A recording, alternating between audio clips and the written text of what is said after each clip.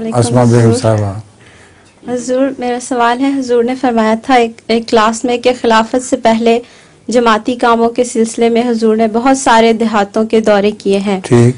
हुजूर, मेरा सवाल है, क्या हुजूर ने सिंध के किसी देहात का भी दौरा किया है? सिंध का बड़ी कसरत से। सिंध के जितने देहात थे जहाँ अहमदी थे वहाँ तो मैं बाकायदगी से जाया करता था, और जहाँ अहमदी नहीं भी थे वहाँ बाज़ अहमदी मुझे लेके जाया करते थे। तो सिंध का भी मैंने बहुत देहात का दौरा किया है। तुम सिंध की हो ना? जी हुजूर, मीरपुर खास की। कौन सी? मीरपुर खास। मीरपुर खास। मीरपुर खास तो बहुत दफा गया हुआ। तुम्हारा लतीफ़ा भी है कोई? नज़म भी है? जी हुजूर, अगर टाइम है तो। टाइम है? अच्छा, तो इधर ठहर जाते हैं, चक्कर लगा लें, अगर वक्त हो तो फिर। जी हुजूर।